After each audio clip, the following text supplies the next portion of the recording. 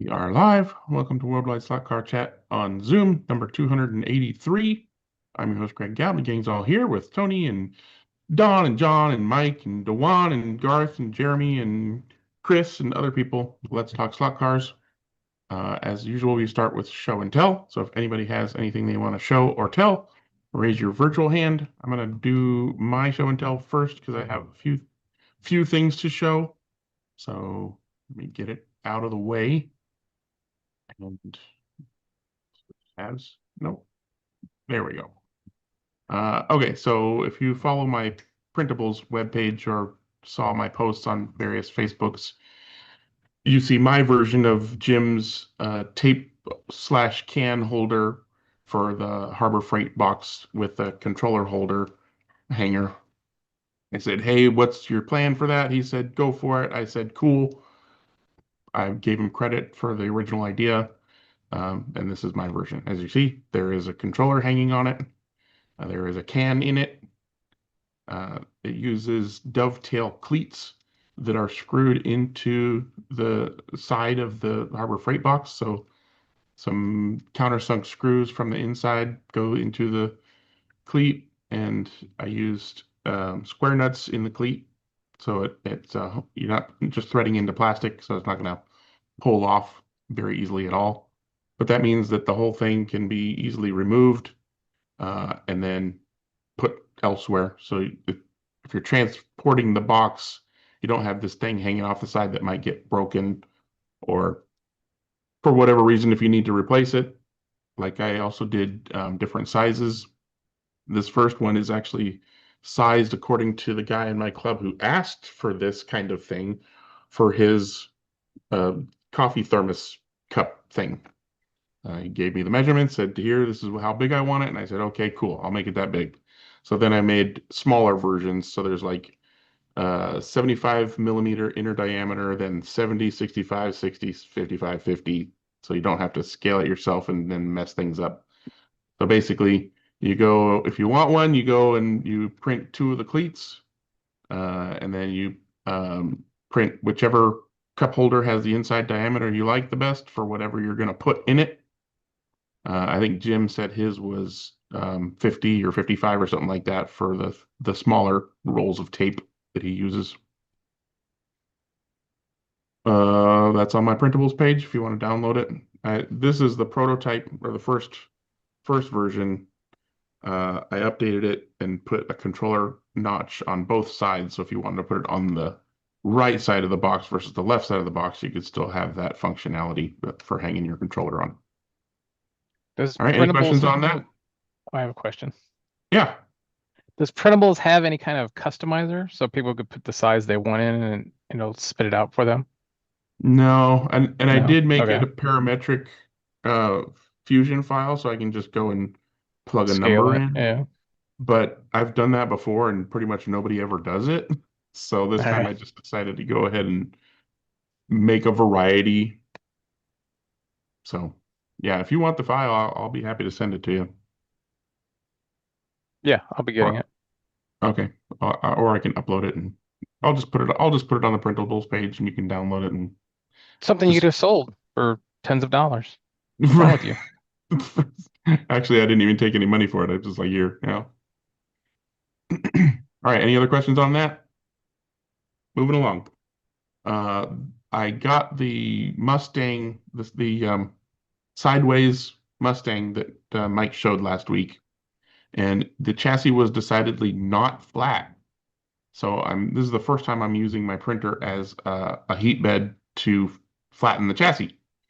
And what I did, instead of just sticking it down and then heating up the print bed and letting it cool, I set up some G code so that it heats up to the hot temperature and then stays that temperature for an hour, then cools down a little bit and hangs around for an hour, and then cools down a little bit and hangs around for an hour.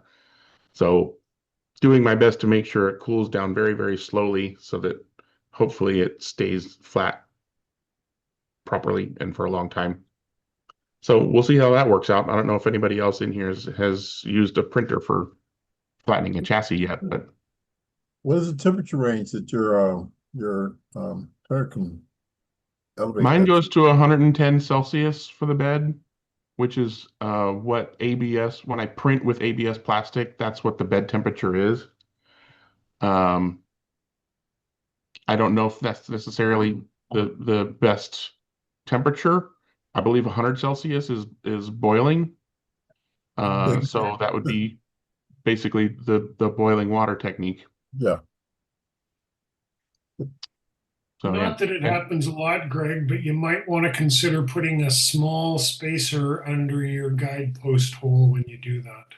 Yeah, I should have done that. It's not like 99% of the time you're going to be completely fine. Yeah. The 1% happens every once in a while.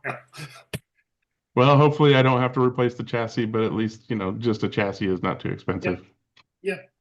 Yeah, I mean to be totally safe, I should have put a little shim under the front because the splitter actually goes up in the center and then under the guide and then under the very back of the tail splitter arrow stuff because that goes up at the back too. Although that's I not that yeah, that's not a hideous idea though, because that'll give you a tiny bit of clearance between the bottom of the body and the splitter. Yeah, good point. I also Uh, just put a clamshell over the top of it when I'm doing mine, just to keep the heat concentrated right there. yeah, I thought about doing that, but then I forgot and It still started this works. process. Yeah.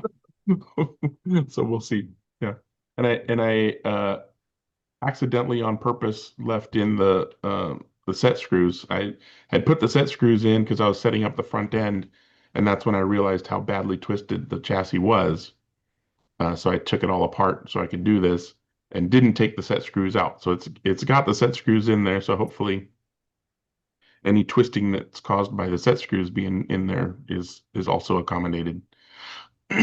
But yeah, I didn't go as far as, leaving, the pod in there and stuff like that. Had to glue one side of the motor in because you literally cannot get a second screw into the motor mount because of where the axle bearing clip is. And I tried. I tried different screws and I could not get a screw into that second motor mount. Did you get one, Mike?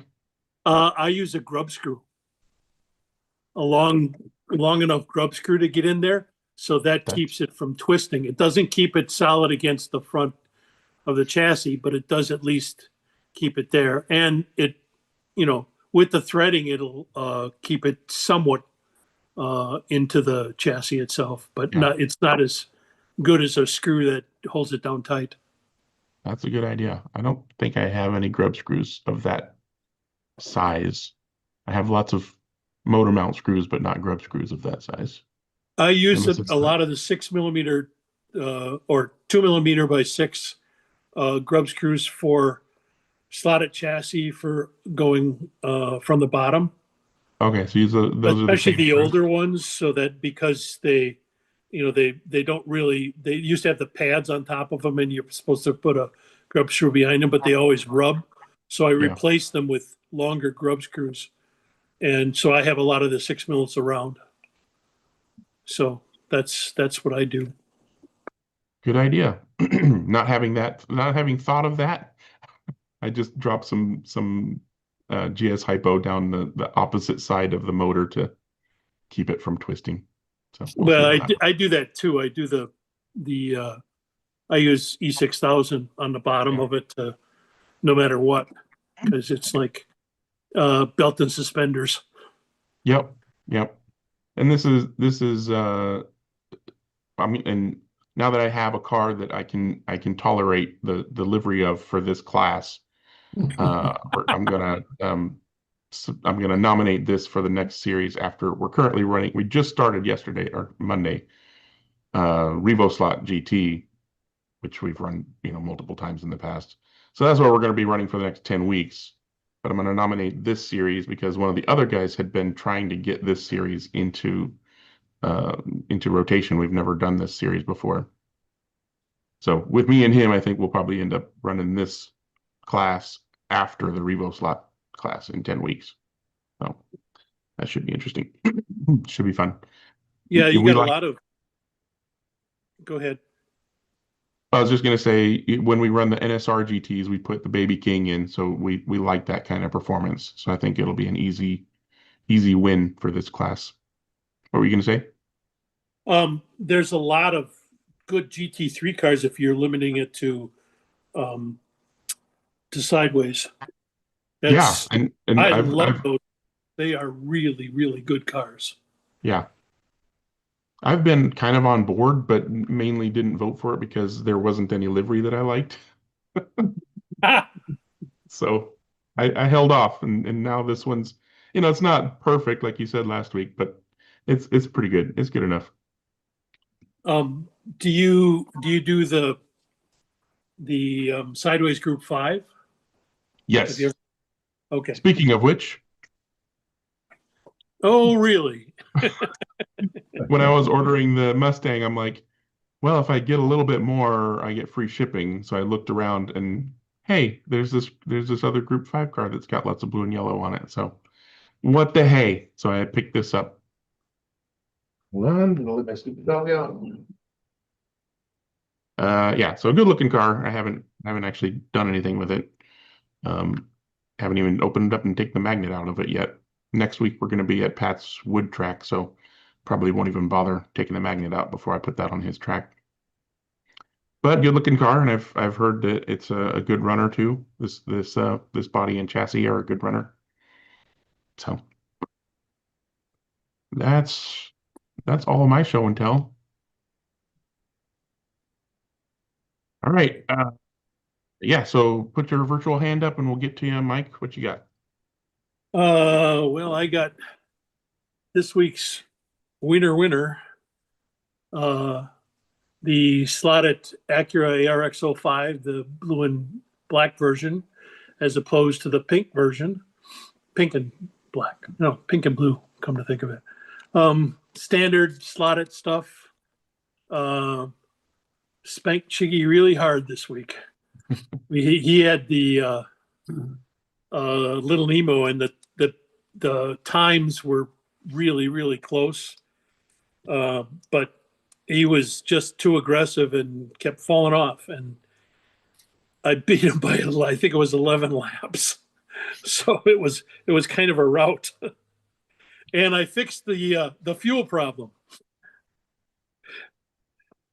The one that, or not fuel problem, the pit problem, that it didn't count laps Okay. after a pit.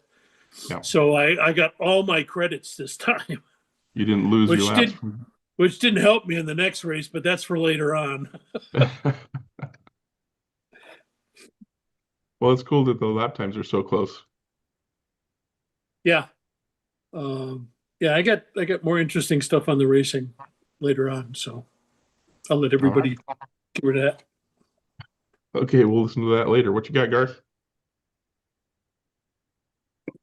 I got an update to my Thunder slot thing I'm working on. Alrighty. Put a couple of stripes on it and a couple of resin mirrors that Jeremy had printed for me a long time ago. And this is what it looks like.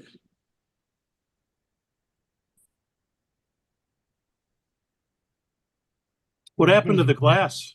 What happened to I don't know. That's how I got it. Okay. It's like frosted. Okay, I don't know if it's it was a used car, so Yeah. The previous owner used way too much super glue Yeah. is what it was. you think so? I don't That's know. usually what Yeah, does I it. know. So that's where how I got it, and he told me what he did. Yeah. And I'm just using it as a test car, so I just did a little paint job and did some repairs to the body and that. Oh, hang on. I am curious to know what people, I'm going to show the chassis here. But this is the chassis so far. And I just recently this morning, I put this little lead weight in the front here, which really, really helped. It's 1.7 grams. And without that weight, and then I'm waiting on the set screws for these towers. They use M 2.5 set screw with a 1.3 hex driver. And I didn't have that, so I just used a couple of my screws that I use for bodies. And these are M 2.3 self-tapping screws, just so that I had something to touch the axle. Okay. And hopefully I'll be getting the set screws pretty soon. What And kind of ground clearance are you using? What did you say?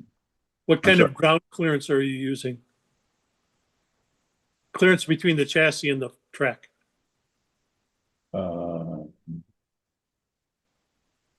Not much, but you know, I didn't really measure it. It's just that Okay. I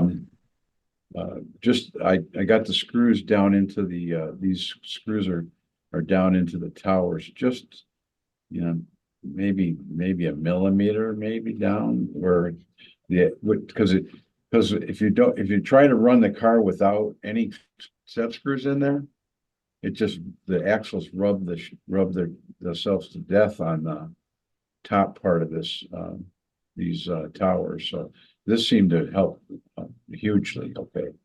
I had a lot of trouble with the front wheels, and you know, I'm not there with the front wheels yet, but I ended up having to switch out a lot of different sizes and stuff. And then this is what I've got on the suspension part. I only used 3 screws. Okay, and this is a red silicone foam and a solid black silicone. Both are one millimeter high, and then a stainless washer and a set screw for a lock nut. Okay, and that's in the front, and then in the rear, same setup, just one silicone and solid. And I'm really interested in what anybody knows about doing this, because this seemed to work. You know, although they haven't had a lot of run time on the car. There's my little piece of lead that I put in there. Okay, and that worked out great because the car really went quite well, very smooth and very fast. And it's got a 39K M&R motor in it, just because I had one with a 31 spur gear and an 11 tooth nylon, and it's really smooth and quite fast. And but without any weight in it. Okay, it was jumping up out of the slot in a really weird place, like right after a turn and trying to accelerate down a straightaway. It would jump up out of the slot and just go flying.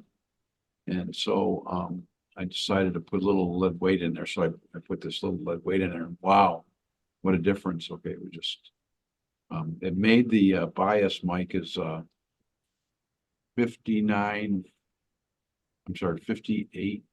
5941. Okay. Yep. Which is I think that's my optimum for my track at least. I was kind of surprised that it was that. And gee, I need to run the car a lot, and I'm hoping I can get some set screws so I can set up the front end, but I'm just learning about it. Okay. So, and so if anybody's got any information, or you know, what they do on their suspension on these things, I'd be really interested in hearing. My experience is that any of the suspensions work about the same with those, because most of the movement in it is in the chassis, and it's very flexible. You only need a little bit of spring tension or something like that to do it. Yeah, I get what you're saying. This is the soft chassis, or the standard chassis, and then the pod is a standard pod. And just with that little bit of a foam on, I mean, it seems pretty. I don't know how I could beat it. Okay, to tell you the truth, because it's for my track anyway, it's very flexy but very fast. Okay, I mean, they're such noodles. You know, the whole chassis is so flexible and bendable. You think, God, this can't work, but it really does. Yeah, and once I learn a little bit more about it, I'm gonna try to put a custom version of the rotating pod in it to see what that'll do, but I don't know, this car is so nice. I mean, it's basically just a, you know, bunch of parts and a body that I put together, and it's like pretty damn fast for not much effort, you know what I mean? So they're pretty Yeah, impressive. And I agree. Most of mine, I set them up with the set of G25 tires, cut down to the proper diameter Mhm. and let it go. And they're just rockets. We raced them this weekend or this past Monday, and they're just so much fun. Did you have you had any, you got a coupe like this? Yeah. Uh, Yeah. did- I've got did two you- of them. I had a lot of trouble. And keep in mind, I haven't really done very much running with this or whatever. I'm just kind of trying to get it to go. But I had a lot of trouble with the width of the front tires and the diameter of the front tires in regards to them rubbing on the body, both on the sides of the inside of the body and the upper part of the body. And I think a lot of it had to do with Mike on the body, on this body, the two front body mounting posts. Okay, Uh-huh. there's two in the front and one in the back, and the two front ones were broken half when I got the body. And I didn't even notice it until I started sanding and painting the body, and I went, oh crap. So I ended up having to, and I had no reference to how high they were supposed to be. So I think I might even asked you, or I sent a couple of emails to Jeremy, and Jeremy had one, and he measured his. And so I ended up reconstructing the two body posts with some tubing and some solid rod and stuff. And then I had a machine it down or sand it down to what I thought was the right height. And I think I came close, but I'm not really sure. I mean, I think I had way too much trouble with the front wheels. I mean, I finally got it sorted out, but it's interesting to see. I've often used, if I have that problem with it, and the wheel fits in the wheel well pretty well, I will often use glue a spacer onto the post to change the ride height of the. Yeah. I've done that too, but I had not even all I had was just a measurement. And you know what? The way the posts are in the front there, that they connect to the body on an angle. So it was like, it wasn't like, an A-B type dimension. It was an angle dimension. And it was quite the fun job to do that. And just for kicks and giggles, what do you know? And see, because I didn't have any wheels or anything, so I'm just using 15.8 wheels. Do you know what the tire diameter is supposed to be on the front of those? I can get it for you just a moment. Okay. It certainly looks big to me, Garth, especially if you've used set screws to drop the front axle down or raise the chassis, which I suspect your guide might not be as deep into the slot as it can be. Yeah, the body looks too high. Is that what you're saying, Chris? Because that's what I think. I think the body. Yeah, it looks a little high. I think I got the well, post wrong. Front, wrong height. I mean, that's if you reduce the reduce the diameter of your front tires a bit and realign the front end. Yeah. I did at first have a smaller diameter tire on it. Okay. And that, actually, this is a bad picture because I actually got a bigger diameter tire than on these now. Then I just realized that these are a little bit older photos. See, that's more what's on there now. See, that's really high. Okay. That's just a silicone. Okay.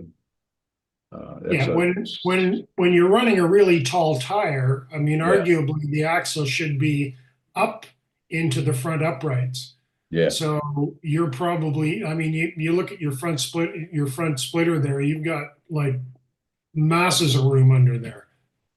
yeah, I would either, back off your screws to raise the axle, or better yet, turn down the tires. And if it's rubbing on the inside of the fender well, just radius the inside, put a couple of radiuses on the inside of your tires there. yeah. I'm kind of waiting for the set screws, because then I can put set screws in it. I didn't want to.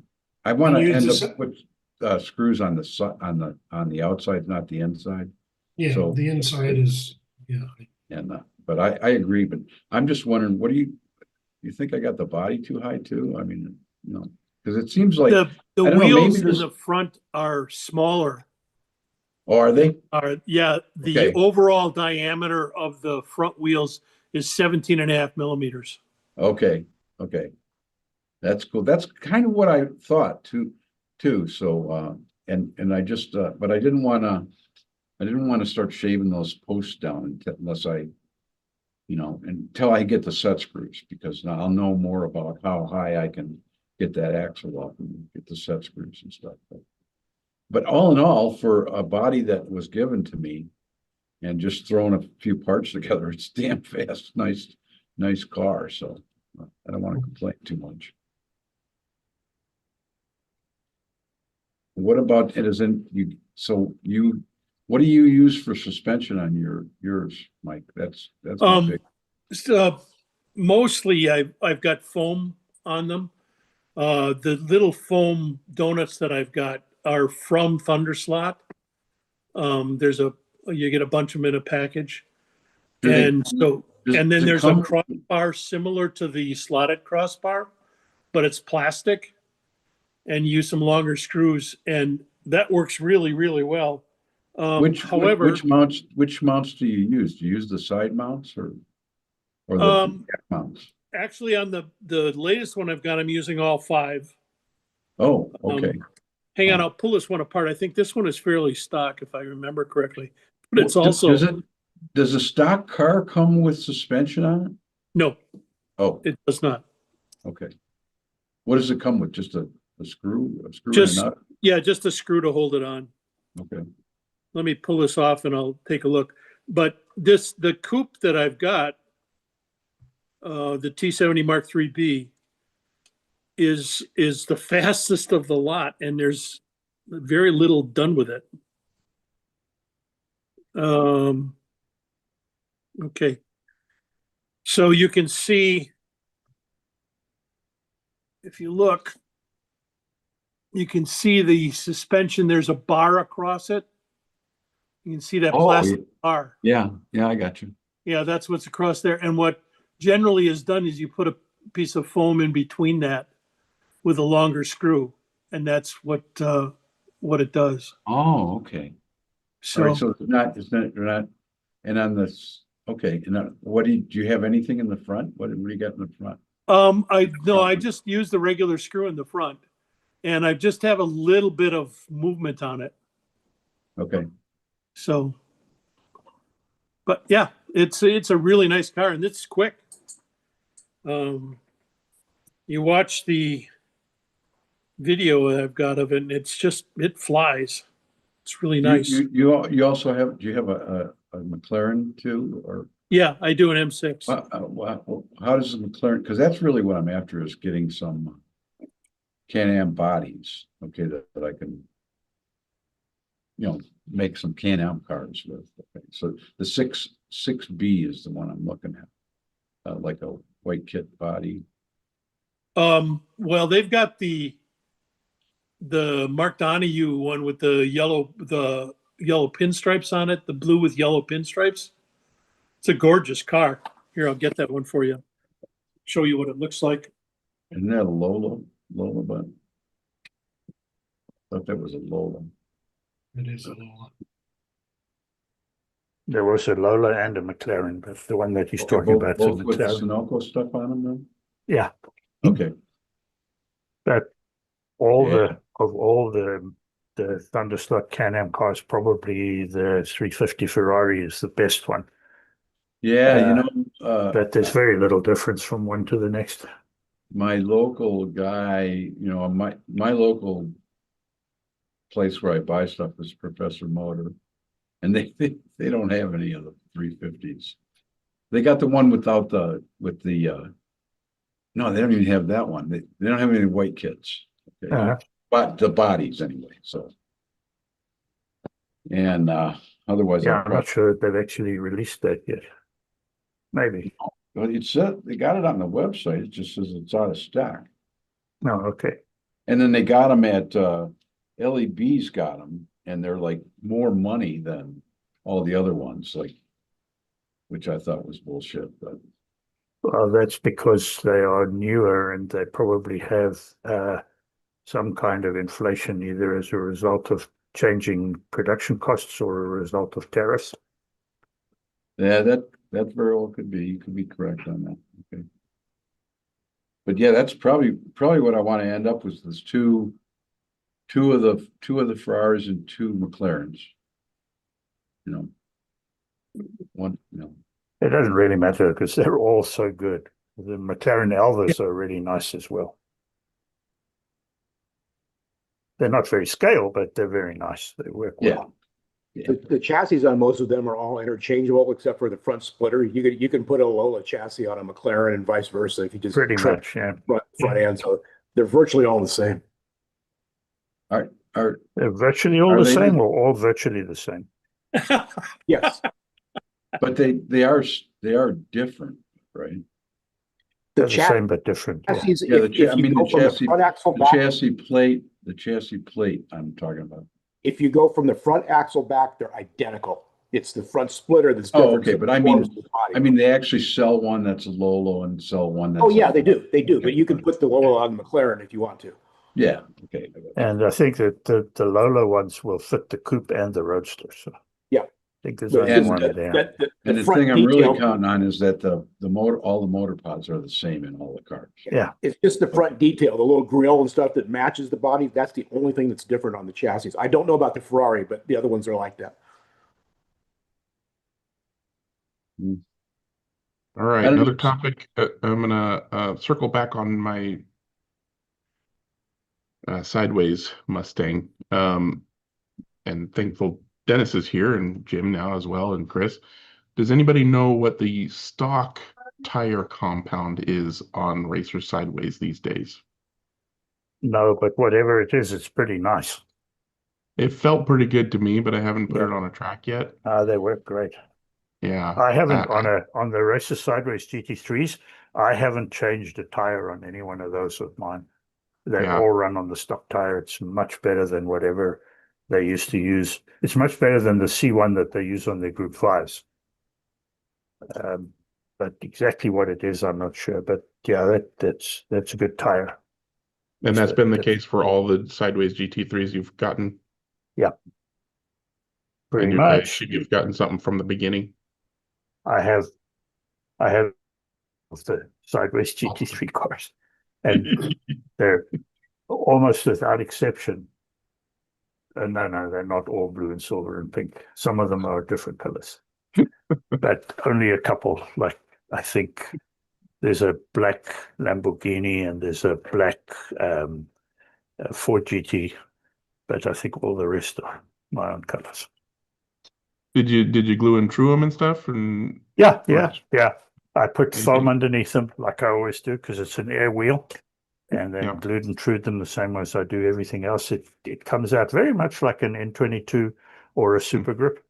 It's not a Okay. bad tire at all. okay. They have a lot of aftermarket tires in different shore ratings, and they're all really good. Yeah. What Yeah. comes on the stock car, I don't know, but the 28 shore, which they call a hard, is a really good tire for a high bite wood track. Hmm. Yeah. I mean, as you guys know, we're a mostly stock club. If I can get them the kind of working with the guy who'd been bringing this to nomination a few times before, he wants to change tires to like NSR Super Grips. but there's some guys that don't have these cars, or most of the guys I think don't have the cars. So Yeah. right now, as Be was better just to alluded stick to on- earlier, they're very yeah. expensive. I So would say not having stay to- on the stock tires. If everybody's Yeah, on the stock tires, it's going to be fun. Right. Yeah, I think I I'll have to try to convince him that the stock tires are good enough. I think most of the other guys would be happy with that. For which class? The sideways GT3s. Sideways GT3s. Is there a marking on there so you can actually check the tire? No, I took unfortunately. the stock tire has like it says sideways on the inside of the sidewall. It says sideways and then like a couple of letters. I forget what the Yeah, it's letters were. SW something. I don't recall now, but yeah, there is that kind of a marking, but whether it's unique or not, I don't know. So Yeah, you it can didn't tell whether seem. it's a sideways tire or not. You can tell it's sideways because it said sideways, Yeah. the whole word, and then on the opposite side of the tire it said some other letters, but those letters did not seem to be indicative of what compound it was. It's I'll more of have a to part take- number than anything. Yeah, if even it wasn't even like a whole part number, it was just like 2 letters or 3 letters, which I guess could be a part number. Anywho, that gives me some fuel. The guys on the Worldwide Slot Car Chat says the tires are good. That'll work. And answer my question. John has some to show and tell. I Go ahead. do. We do. Go for Yeah, it. a few things actually. We actually had another, it was a vintage toy show actually this past weekend. And our daughter and my wife really enjoy it because they get some really cool stuff. So I thought I'd show you something that was on a table. Check this out. Like, is that cool or what? Wow. Yeah. Oh, here, I'll get some. That's the ones with that funny little vibrator motor, right? I think so. Yeah, but this is absolutely pristine. Wow. That's what I was gonna Yeah, say. I mean, look at the rails. amazing. Isn't that cool, Dennis? Absolutely. The condition of the I- box is amazing. Oh, the box, but also that little bottle of British Petroleum Engerol. BP oil, yeah. I don't know. I'm sure it's like goo, but that doesn't matter. Just awesome. I mean, and then look at the cars; they're just pristine. Are those cars the ones that have the like worm gear in them? They might. I don't know much Like the about them, to be honest. old AC Gilbert original stuff? Well, this is cars? VIP. This is from the UK. Yeah. So there's the or Ren. I beg your pardon. Ren, yeah, not Ren, I VIP, beg your Ren. pardon. Yeah, Sorry. Ren. Yeah. And they were small because that aren't they tiny? They're 1/52nd scale or something. Yeah, they were closer to like what you'd have as like a corgi car or something. Yeah. And Yeah. then as I remember, it has maybe an alternating current supply, and the motor is more of a vibrator with a little funny little ratchet gear at the back. Right. But the cool thing here is just look at the state of the box. Absolutely pristine. Yeah. So I got Wow. some poor child got this for Christmas and was never allowed to use it. So is that in your collection now? No. I thought I'd leave You that. didn't buy it? No. I that's it's because I would set it up and try it. I wouldn't. So Yeah. that's what you're supposed to do with those kind of I things. know it. Stare Oh, at it. You gotta, sorry, Chris. no, I mean, it's useless in the box. Like you got to set it up. Yeah, I agree. Yeah, I couldn't, and it'd just be no. Leave it in the box, and its value just goes down every year. True Now, enough. take it out the box and its value goes down straight away, but then at least Yeah. it stops. Right. Yeah. And so, but I did buy one thing at the show. I'll show you that in a moment. But Well, it does I'm say also- number 152 there, so that means it's the 152 scale of one. I think so, yeah. Yeah, I think they were so, yeah. I think 1/52nd you're right, scale. and you can see it's here. I'll zoom in here for you. But made in England. I mean, just very little wear on the box. Just probably from sliding it in and under and out of the bed, you know. What did the guy want for it, Jeff? I didn't even ask. I did not even. Oh, Yeah, sorry. Jan, I know. Well, this is no, not a because, show and tell. This is a show and excuse. well, the reason I tell you why I didn't ask because I would have bought the damn thing. That's why. So that's why I didn't ask. It's But it was absolutely lovely. okay. And I also had to go to our local dollar store and I saw these claiming to be 132nd scale pullback cars. And I thought the body's not too bad. And then I pulled it out of the box and actually not bad shape. It's supposed to be a Ferrari 275 GTB. Yeah, it could pass for it. I mean, it's the wheels seem to be undersized. Ooh, it has MR slot car problem. The sill. The sills are low, but when you tell a 132nd scale MGB should not be as large as a 275 GTB. True enough. Yeah, so it is definitely undersized. So, which is really unfortunate. But you know what? I'll put it on the track maybe for some force perspective, and it'll be a 1020 car. But this was my other purchase. Isn't that Sorry, a say metal again? diecast? Yes, it is a metal diecast. Yeah. And it was $5 Canadian, so I thought I'd risk it and see what the sizing was like. But But, So you're the gonna big put it on your spenders. track, you're gonna what, cast it and make it into plastic, or you're gonna put it on it as a die cast? I'm just going to put it as a die cut. It's much too small. It would take a lot of work to bring it to scale. Because it should not be the size of an MGA. And that MGA, which is the monogram / Lindbergh, is 132nd scale. So as you can see, it's just too small. Usually we went from Thunderslot, which is too big, to the dollar store diecast, which is too small.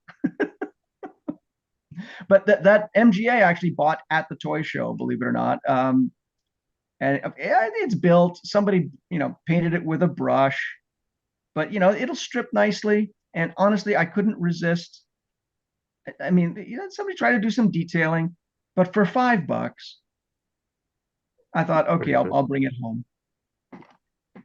So that's kind of neat. And then the other thing I want to share with you folks, I know you've been chatting a lot lately about your, especially Greg, you've done some wonderful 3D design and print for those slot car boxes that people are getting. And I thought, you know what? I have a vintage slot car box with vintage stickers, and I found a place that I think you folks can go and put some like new vintage stickers on. So one of our fellow slotters has come up with a whole selection of stickers for your slot car box, and I think they're just great, and they're like modern retro in look. So I'd really encourage everybody to go visit and perhaps purchase a few. He's out of New York. Champion at Palmer even. Yeah, isn't that cool? And STP, like American Model Car Race. American Model Race Country. Yeah, Pactra, Dynamic, Spectra, Mura. Whoa. Cox, Revell. So Cool. you've got some modern vintage stickers here you can put on your now modern slot car box. Mm. And he's got a lot of really cool stuff. Oh, the AMT slot cat. Isn't that cool? So I'll leave the URL in the chat below for you, but I would really encourage you to visit Ron's site. I think, and he's done car model and model car. He's done some great stuff here. And let's face it, those boxes really need some stickers. And that's it for me. Cool stickers. Alrighty, thank you, sir. Anybody else got any show and tell? Yeah, I got a quick one, Greg. I could do something today. Okay. I'm go ahead. actually at Electric Dreams, so I'm sitting behind my desk, and on my bench this morning when I came in were 4 of these. The brand new 124 scale auto hypercars, the ones with the various different liveries. There's 2 Acuras and 2 Oricas. The Acuras are pretty much the same, just 2 different numbers, similar I think the same team possibly. Oh yeah, the Penske cars. Just body shells, Dennis? No, it's a complete kit. Yeah, Oh. and so what I'm busy with is just putting it together. When it arrives, the chassis is separate in this nice little foam Okay. thing and under the body. It doesn't have any wheels and tires with it, so you basically got to assemble the axle and gear and all of that comes with it. You just got to assemble it, put the wheels and tires on, put in some of these little the aerials and pitot tubes and things on the top, and basically that's it. Pretty nice. They'll probably go pretty well. The ones that we've tried so far have worked really nice on our big track here. The body work is really good. They're very pretty. The temper printing is exquisite as most Are there of inserts for the scale auto wheels? stuff is these days. Are there inserts for the wheels? No, Ugh. and that also to me is another it's another omission, and as far as I'm concerned.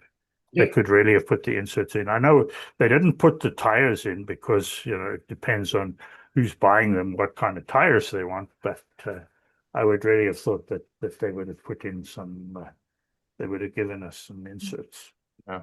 Do There they are sell? inserts available. Let's see. I was gonna say. Yeah, so that's what I'm doing. I'm sitting assembling 4 of these LMP, 4 of these hypercars. Cool. I assume they have a white kit too. Yeah, they've got white kits of both the Acura and the Orica. The interesting part about that is that even though the Acura has that extra little wing across the front, it's actually a slightly lighter body than the Acura, than the Orica. I'm not quite sure why, because I did one of each, and the Orica came out just a little bit lighter. Maybe there's a slight difference somewhere, but the rest of the body is pretty much identical. Cool. Thank you, Anyway, sir. so that's me. Go ahead, Chris. Sorry? Go ahead, Chris. Okay, since we were talking sort of vintage stuff, I was cleaning out the basement the other day. And we've also talked about a lot of production numbers and stuff like that. Is that up? Yep. This I dug out of the basement when cleaning up, and this is the Cox 24 scale production numbers from 1964 to 1969. So we talk about can you guys read the numbers, or I can't make it any bigger than that. So over a span of 6 years, over a span of about 12 cars, Cox produced 6.5 million 124 scale cars. Holy So just as a point of reference, so that's 6 years, 6.5 million over 12 body styles.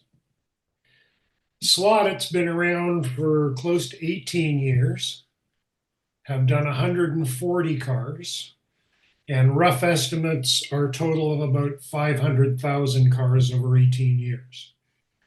So if simple math, if you sort of multiply that, the number that Cox produced, if they were producing to current rates and stuff like that, that 6.5 million would equate to about 3,000 individual cars they could have produced. So it's just massive numbers and just reflective of what the hobby was like in the 60s. This is just their 24 scale cars. Their 32nd scale cars are around 400,000 that they did as well. So massive numbers, and Cox was one of many. Classic did millions and millions of each version. I think the Manta Ray was probably well over 1 million all by itself as one car. So just again, reflective of how many little kids used to have slot cars in the day. And their biggest one was the not surprisingly, was the Cucaracha, which was almost 1 million copies they made of those. Oh,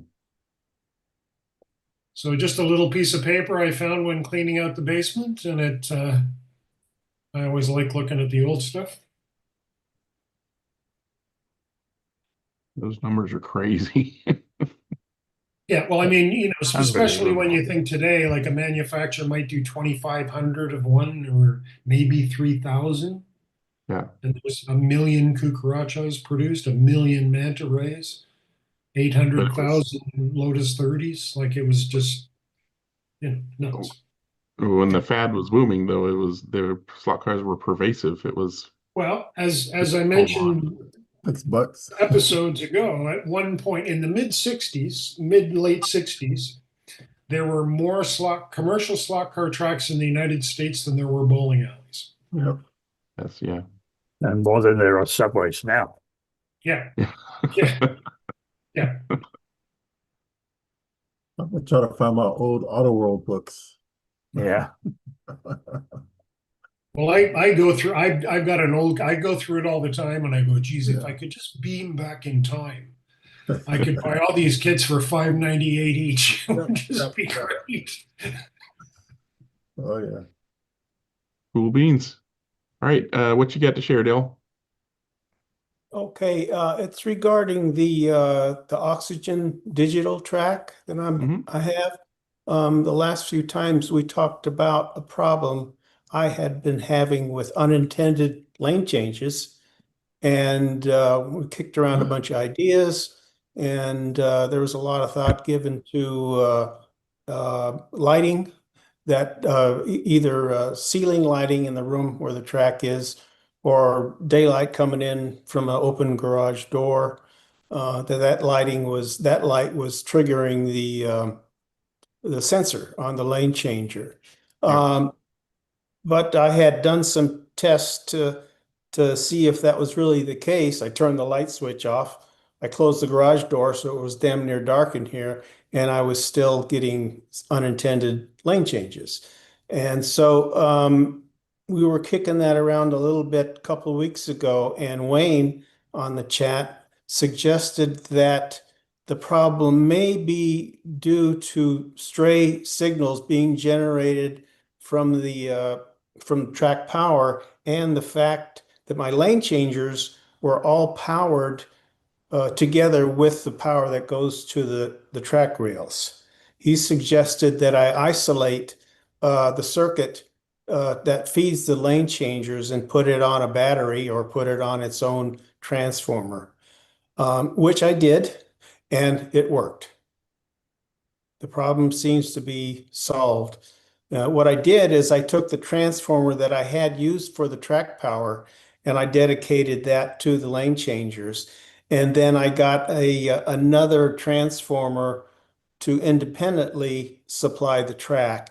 And that transformer I got has a very, very clean voltage variation. And so the problem seems to be cleared up. Last week, I had a bunch of guys from the Far Out Slot Car Club over, and they pretty much ran the piss out of the track. And I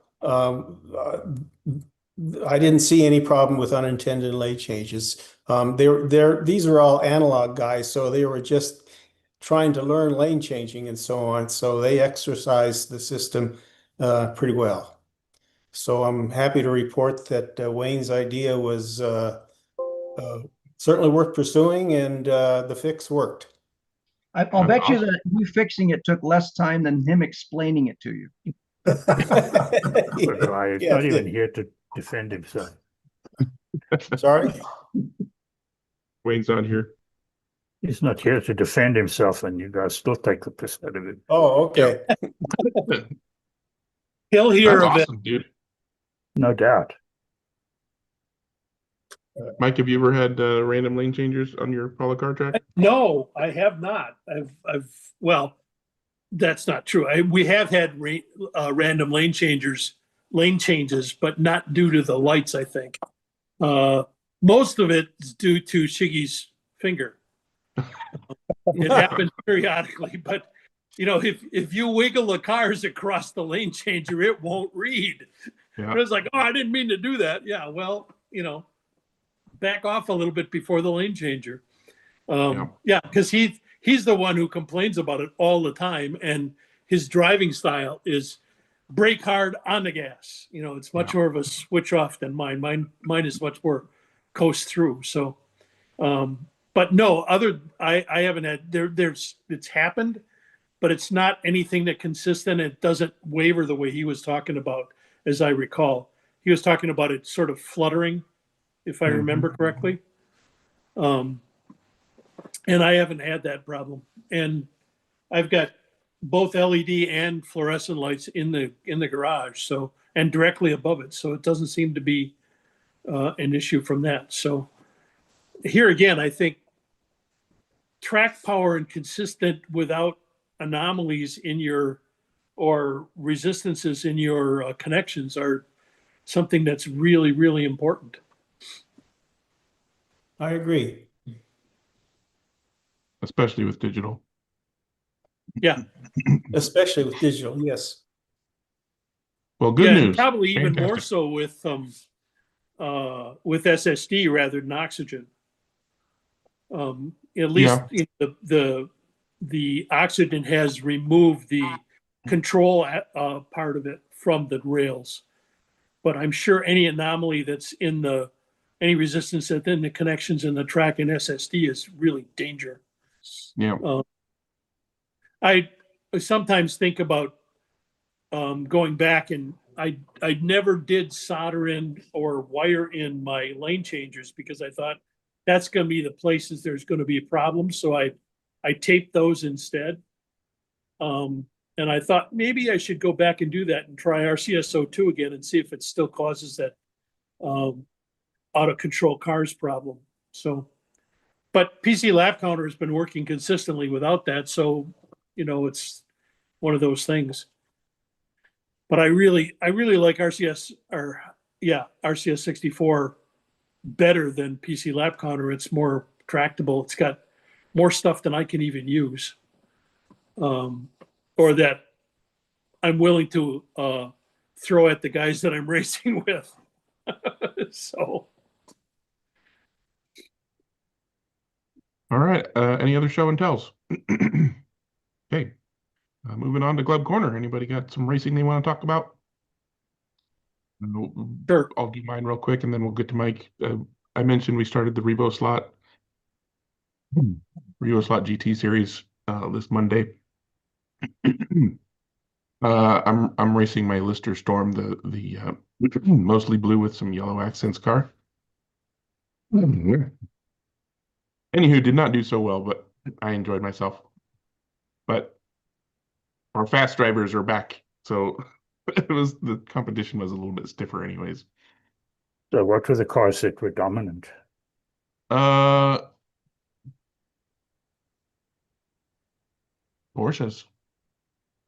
The Porsches. Yeah. Which ones? The GT1s or the 911s? I think there was one of each, actually. Or is there a Porsche GT1? I'll have to take a picture of them next time. Was Is it GT2? One of them was, or two of the guys had the same car. Was the PlayStation livery? I don't know which one that is. I think that's a GT2, isn't it? Yeah. With And the then big another whale one tail. was- yeah, the other one was a custom paint job, so I don't remember specifically, but it was probably the early one because What kind of track? Electric Sport, And short and tight? pretty much. Yeah, so probably the Porsches will be better because it's a shorter, lighter car than some of the others. Yeah, most of our tracks aren't really big enough to qualify as big. Mhm. They're all garage tracks. All right, go ahead, Mike. Okay, let me do some sharing here.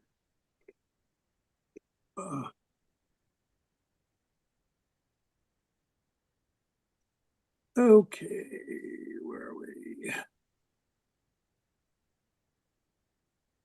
There. there, and there.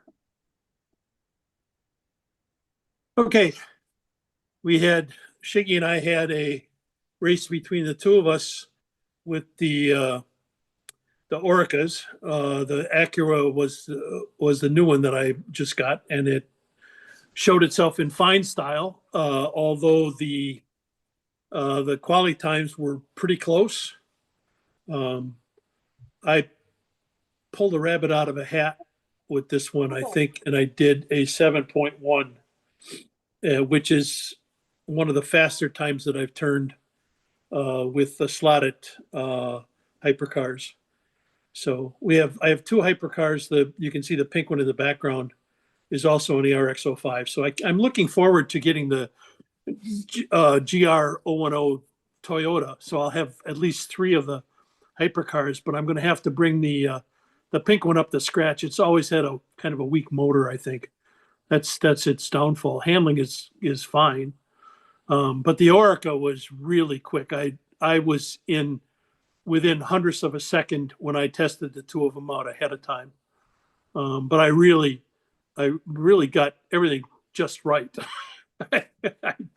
when I did my quality lap, and it was quite good. It was a fun race. I was pretty relaxed about it because I had at the end, I think I had 10 or 11 laps on Shiggy. He just was falling off too much, and it's his style. So anyway, in the second race, Ellen showed up, and just so you know, Ellen has been with us for 3 regular races now, right? Her fast time during the race itself, and she was running the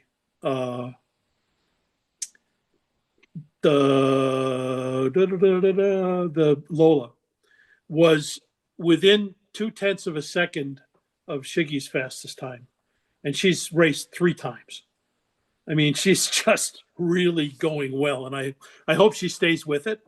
But here again, you see the lineup of cars that we had.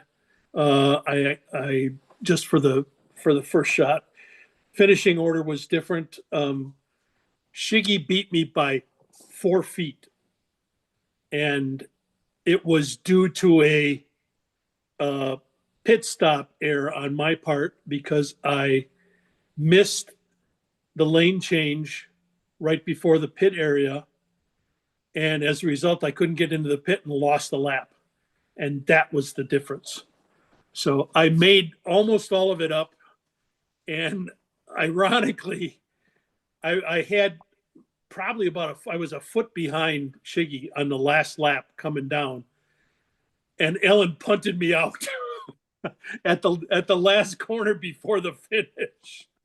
So that was my race, but it was back and forth between us, and it was quite fun. So if you can see there, we're both on the same laps.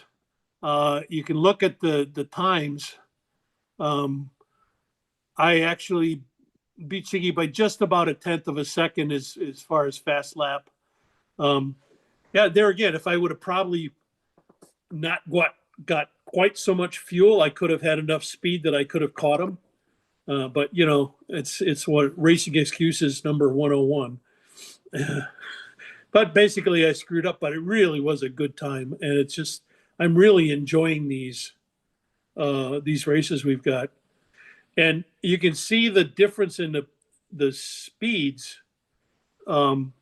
It's interesting because the pace cars now we use a pace car in both of these now, and I've got the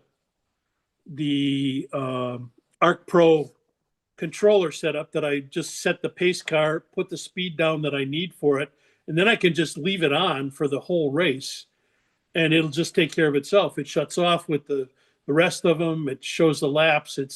I don't have to worry about the fuel because I put in 10,000 gallons or 10,000 liters or something like that. So it's not a big deal from that standpoint. And it works really well. I'm looking forward to when the other 2 guys finally get back, and we'll have 5 of us in just the one pace car. That'll be great. One thing I haven't been able to do though is get another one of the Arc Pros to work so I could have 2 pace cars.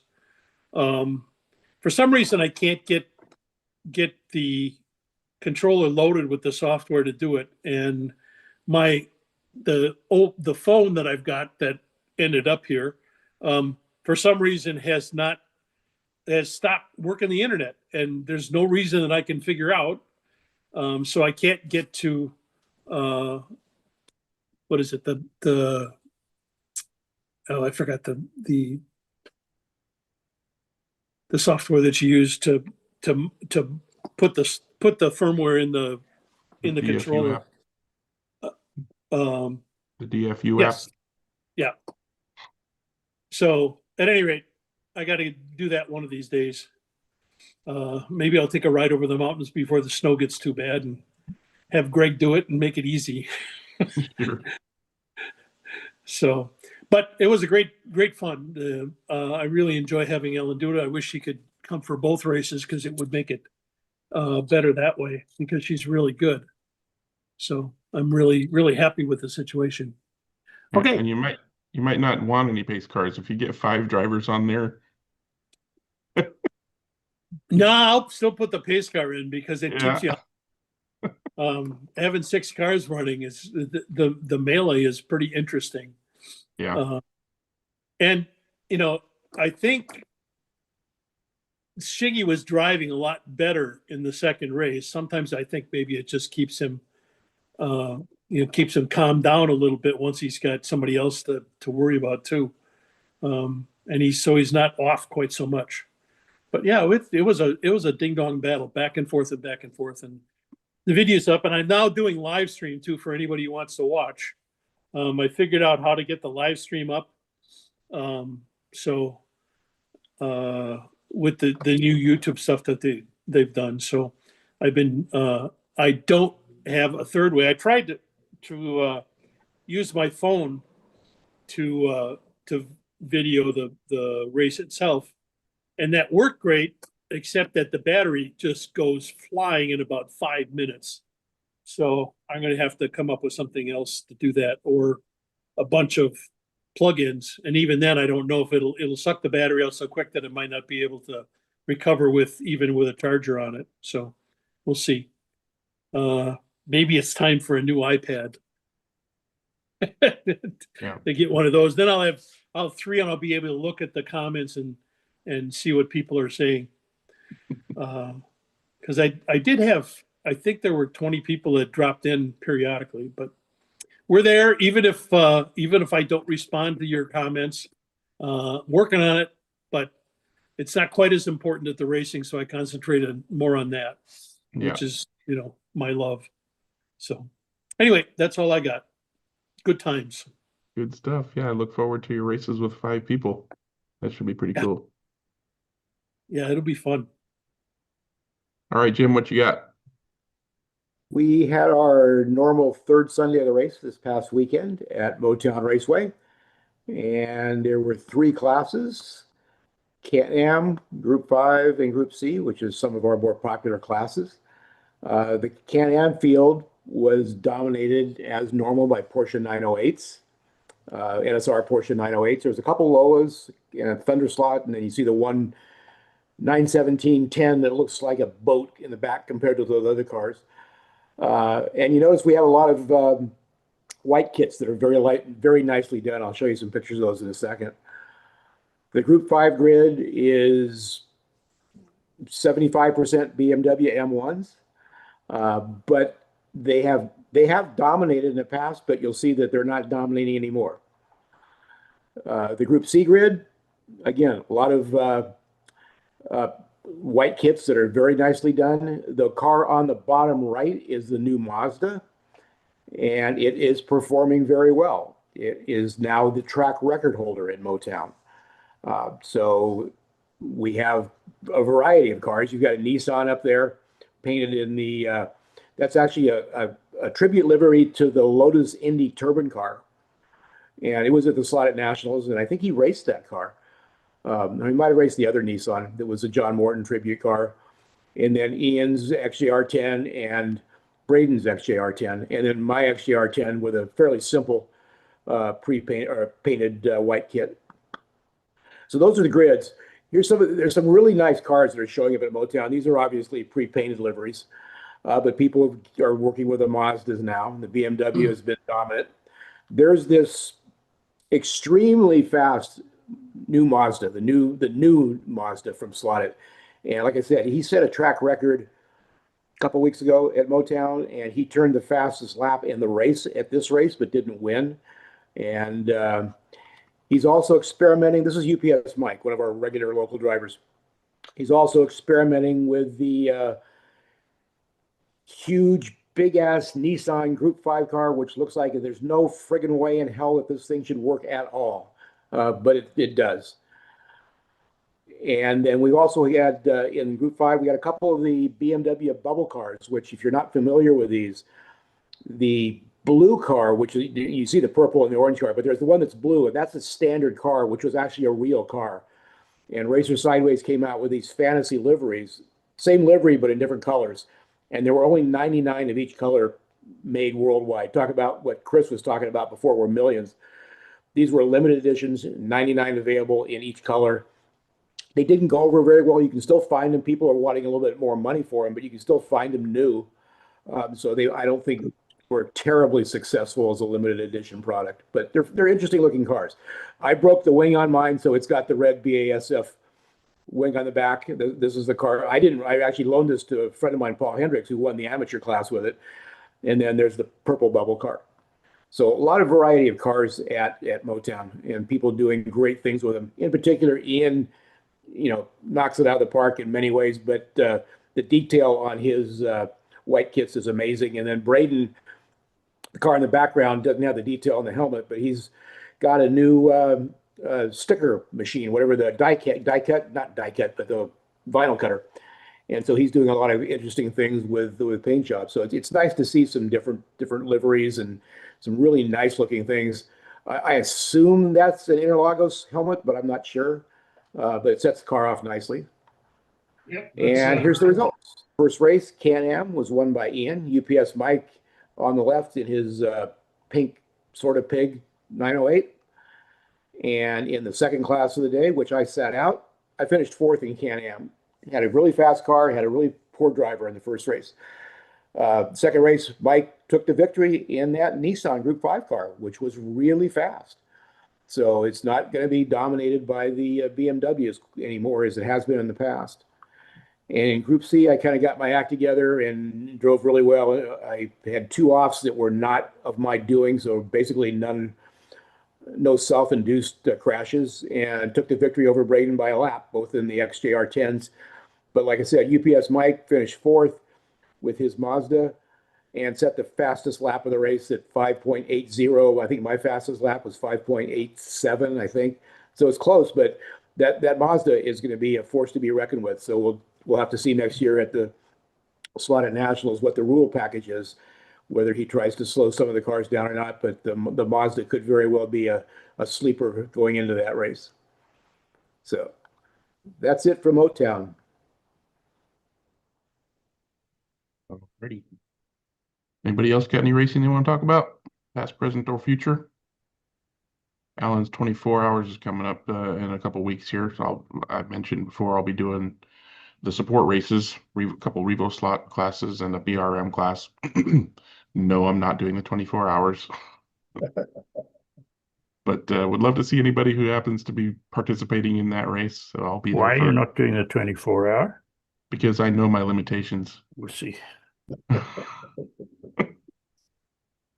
Yeah, no, While we've been talking, I'm on to the third one of the scale autos, and this kit actually did come with wheel inserts.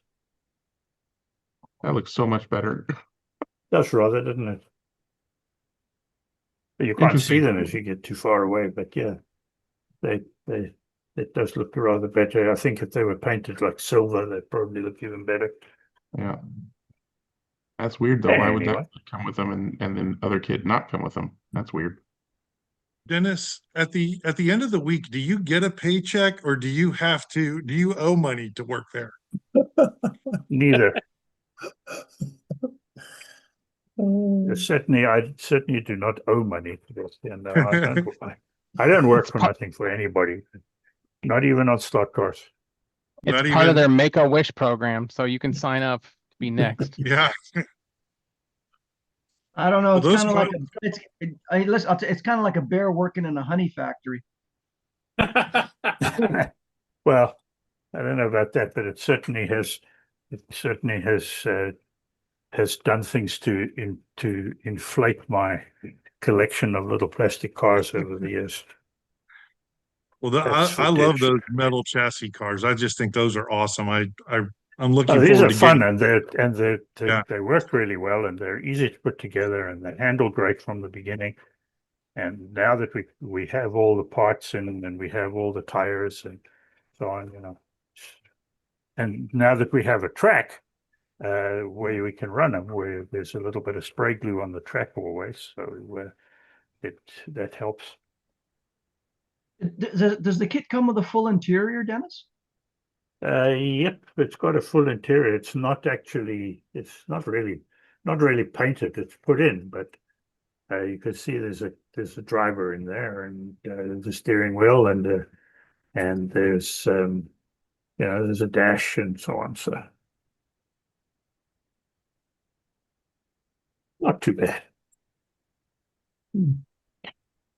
I'd like to hear a little more from Dale on the Far Out Club invite, since I missed out on it. Yeah, Oh, tell us yeah. more about that day, Dale. What's that? Tell us more about the day that Far Out came. Gee. Yeah. 6 guys showed up.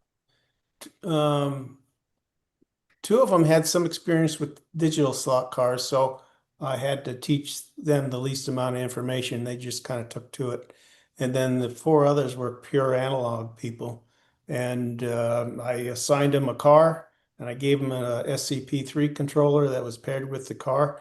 And I just told them to go ahead and try it and see how it works. And so they did. They jumped right in. And in the beginning, there was, they didn't even know the track. So they didn't know what the breaking points were. They didn't know where the other gotchas are. So I had to kind of school them on all that.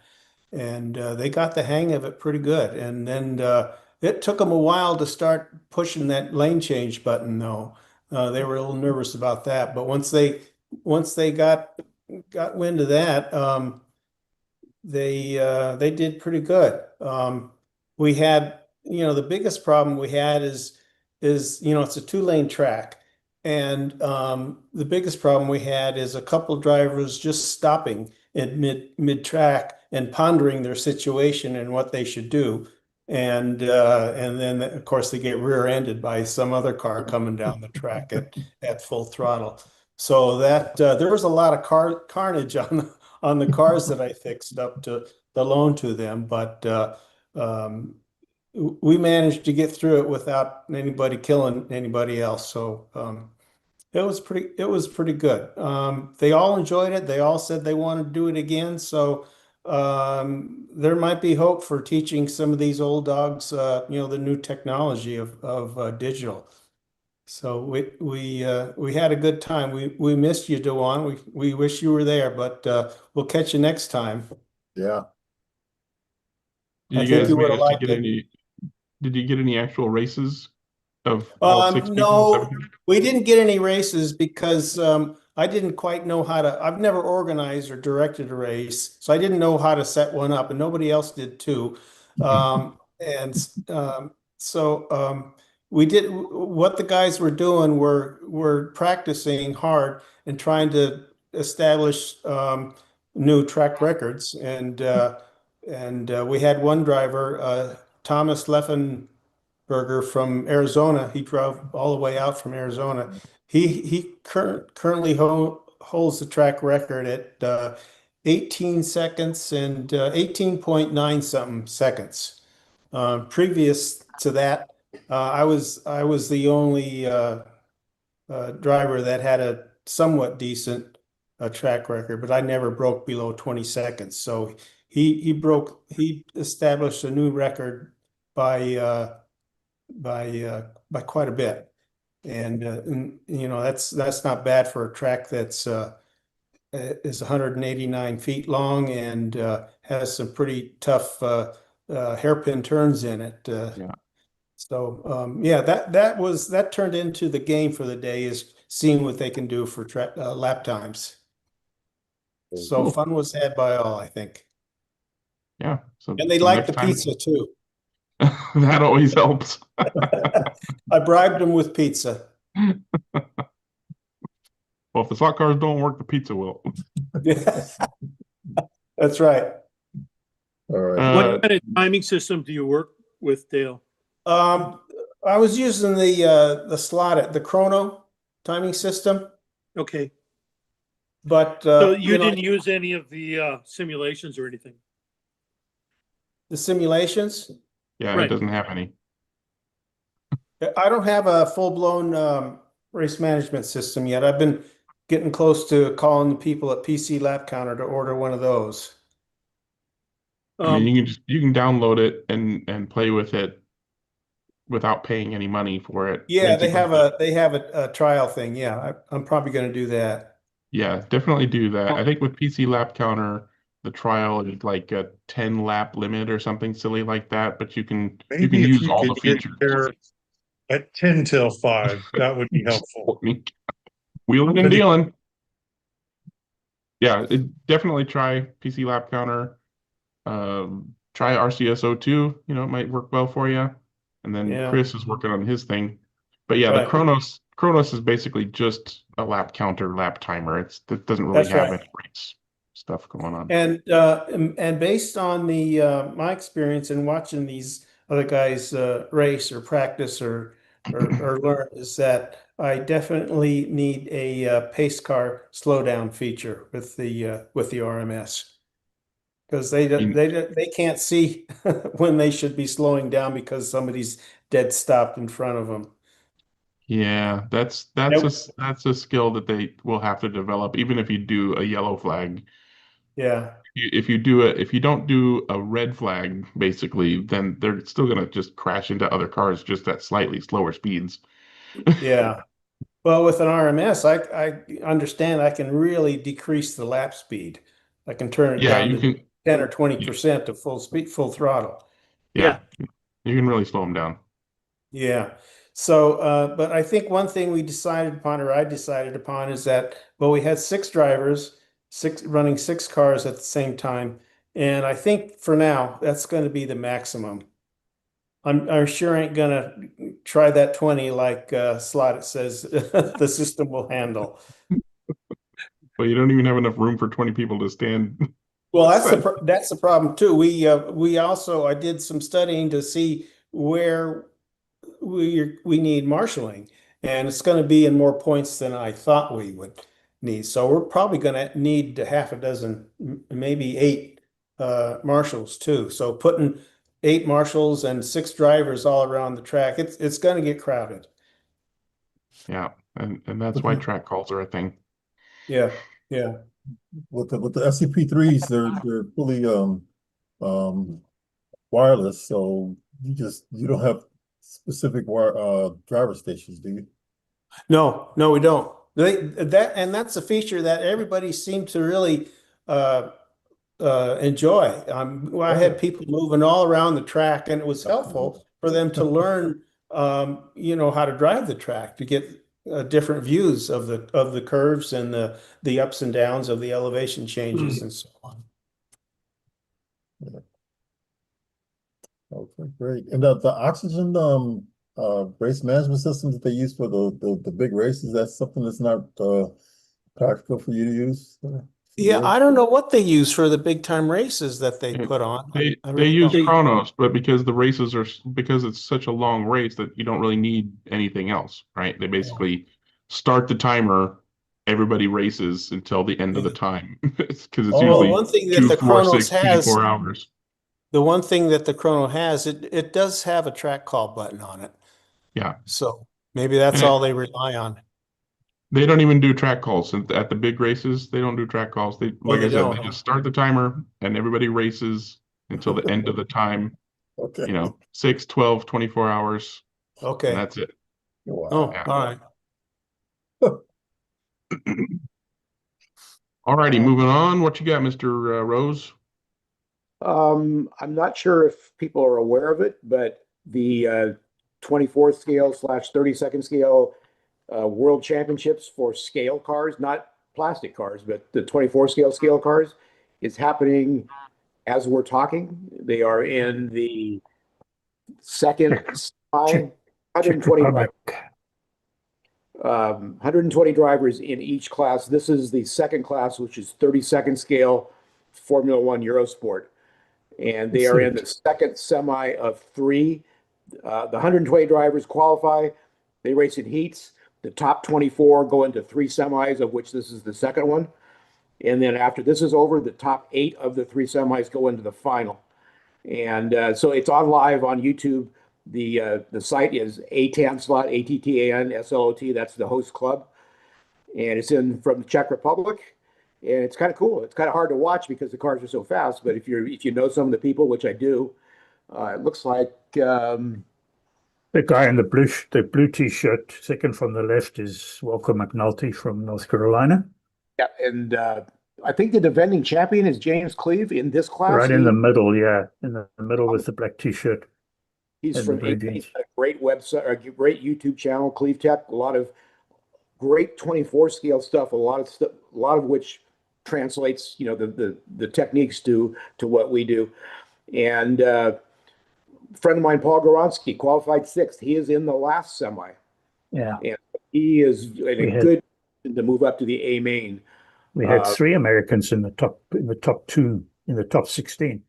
Yep, Because and Paul was in the I didn't do too well in this top class. semi, and then Walker and Jimmy Williams from New York.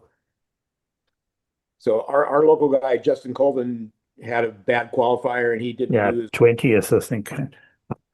But anyway, it's going on now. It's literally on right now. So the finals will probably start in about an hour and a half or so. And if you factor in it's 9 hours difference, the finals will probably start around 10 p.m. local time for local to them. So in about an hour and a half or so for us.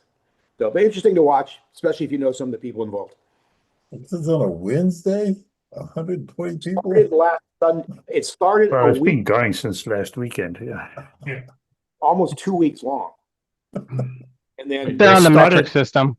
yeah. They started out with a team race, right, for production, what they call a production class, and that was, I think, 92 teams of Yeah. 2 people per team. And now they're on to now then they did the 132nd scale Eurosport, and now they're into the 32nd scale Formula One. And then once that's done, then I think there's an off day, and then they have practice and qualifying and all the semi and finals for the 124 scale to end up the weekend.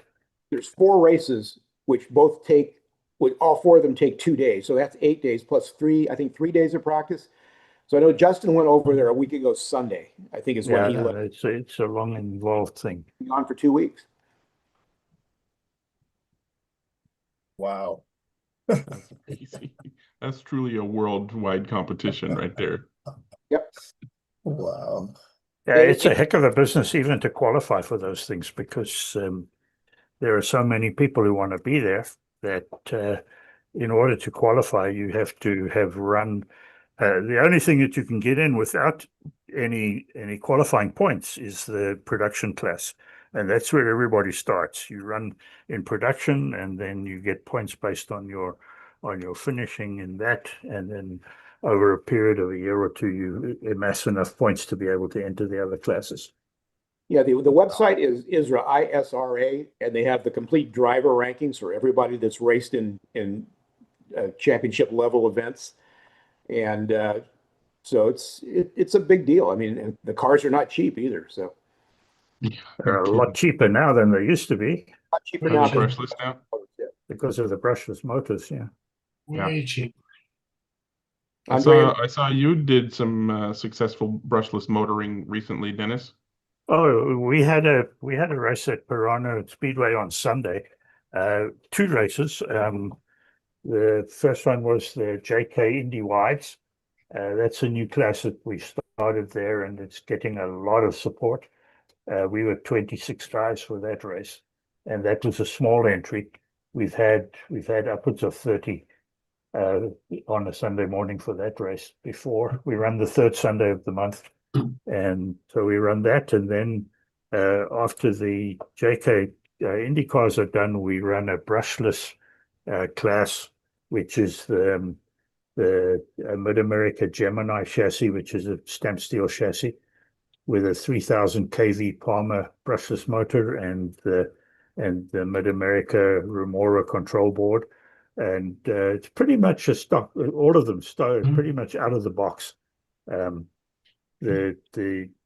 DTMs with the brushless cars, you can change tires, but you still have ground clearance rules and things to worry about. And yeah, I did pretty well. I came in third in the Indy Wides, and I won the brushless class. So did pretty good. Are the Indy cars brushed or brushless? Indy cars are brushed. They run with JK Hawk 7s.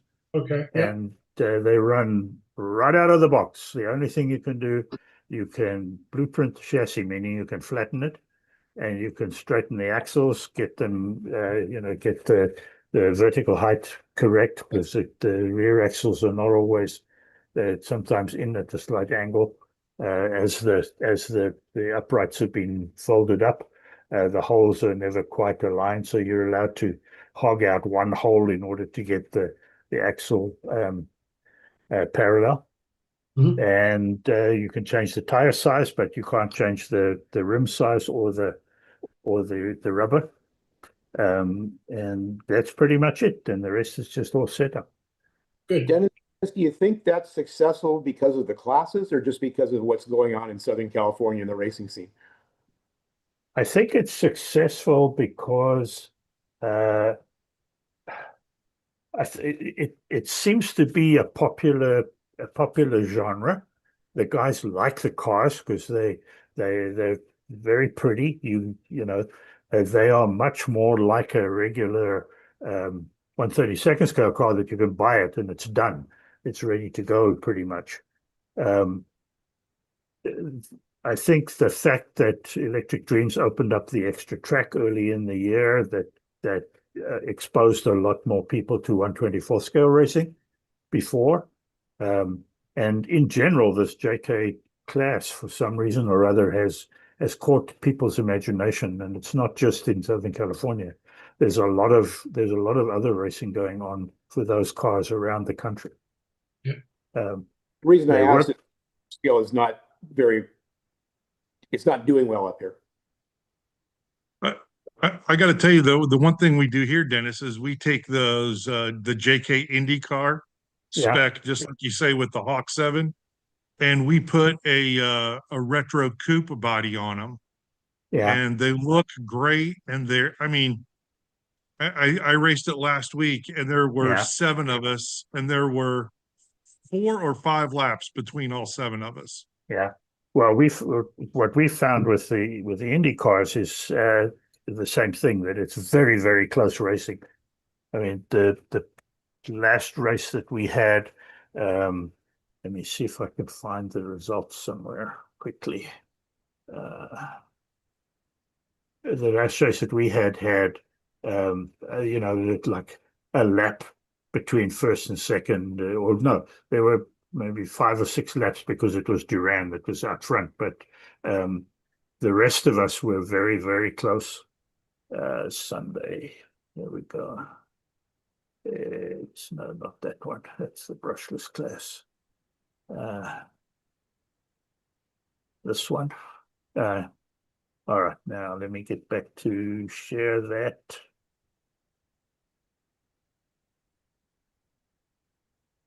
Oh, come on, what have I done? God.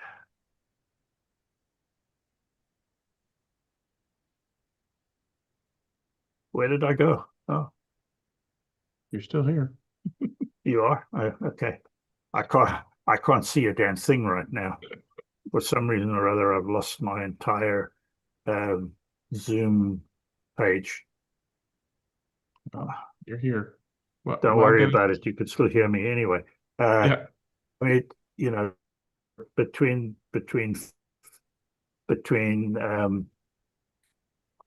first and second, there was, come on, between first and second was 7 laps. Between second and third was 2 laps. Between third and fourth was 0.12 laps. Between fourth and fifth was 0.04 laps. Right. So there were 3 of us, third, fourth, and fifth, all within less than a quarter of a lap of each other at the end of 230 laps. Hmm. Then the next 2 guys were 2 laps down on that, and then you know the gaps get a little bit bigger. But if you go down to the guys who raced in the B and the C races, in the B race there was 2 guys that ended on exactly the same number of laps and sections, 217.30, both of them. And they were literally within an inch or 2 of each other on the track. But it was good racing in general. The cars handle well. They're not that expensive, you know. They're, I think, $99 over the counter, and so it's all good. Good stuff. I found it. I got back. I'm back. Now that How Dennis long are you is back. getting out of those motors? 3, maybe 4 races at the moment. Okay. The car that I had that ran the first 3 races, the motor coughed in practice, which I was a little surprised with, because if I look at it, the brush gear is still in really good shape. It just went slow, and I don't know why. I can't find it yet. But the other guys have had basically no problem. The new Hawk 7s seem to be pretty good motors in general. Yeah.